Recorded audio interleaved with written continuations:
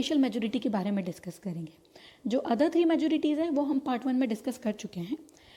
Majority में से जब हम एब्सोल्यूट, अफेक्टिव और सिंपल मेजोरिटी हटा देते हैं तो जो स्पेशल कैटेगरी फॉर्म होती है उसी को हम स्पेशल मेजोरिटी कहते हैं। स्पेशल मेजोरिटी के 4 सब टाइप्स हैं, जैसे कि आर्टिकल 249 के अंदर, आर्टिकल 368, आर्टिकल 368 प्लस जब हमको 50% स्टेट्स की सहमति चाहिए, एंड आर्टिकल 61।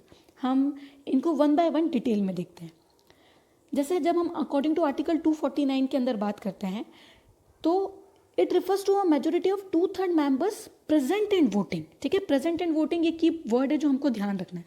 जैसे कि अगर 245 मेंबर्स है राज्यसभा में, अगर किसी पार्लियामेंट्री प्रोसीडिंग के दिन 150 मेंबर्स प्रेजेंट है तो 2/3 ऑफ 150 कितना होगा?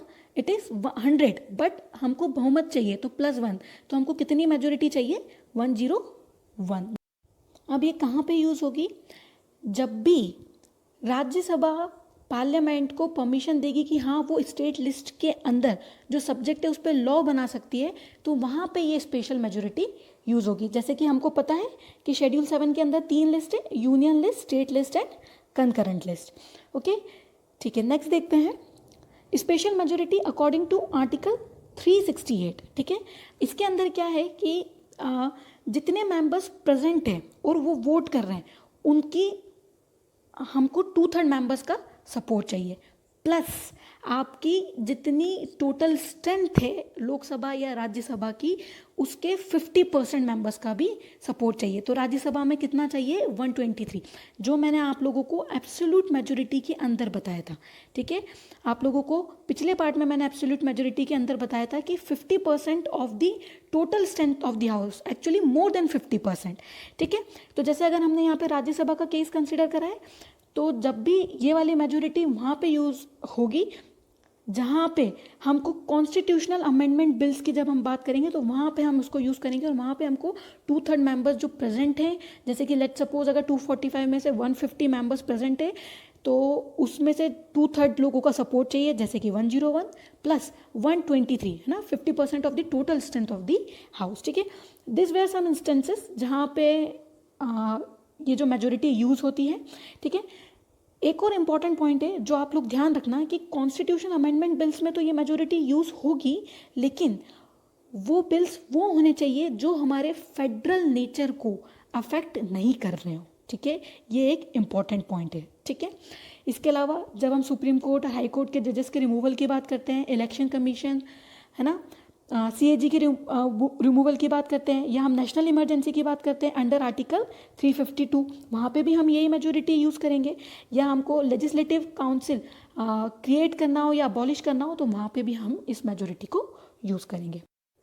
अब हम लोग आगे देखते हैं special majority according to article 368 जो भी हमने जस्ट डिस्कस करी है, प्लस इसमें जो नई चीज़ें जो ऐड होती है वो ये है कि हमको इसमें 50% जो स्टेट्स हैं उनकी सहमति भी चाहिए होती है, और जो स्टेट्स है वो कौन सी मेजोरिटी यूज़ करके अपना रेटिफिकेशन देंगे? Simple majority.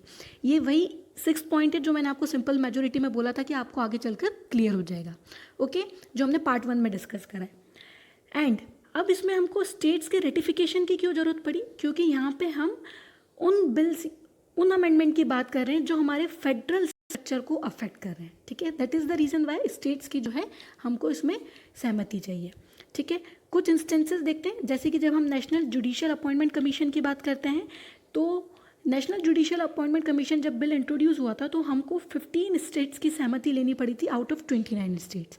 ऑल्दो जो NJAC एक्ट है it has been declared unconstitutional and void by supreme court, but जब इसको इंट्रोड्यूस करा था तब वहाँ पे यही वाली मेजोरिटी लगी थी। ठीक है, एंड एक और चीज़ याद रखना, अभी तो 28 स्टेट्स है because Jammu and Kashmir is no longer a state.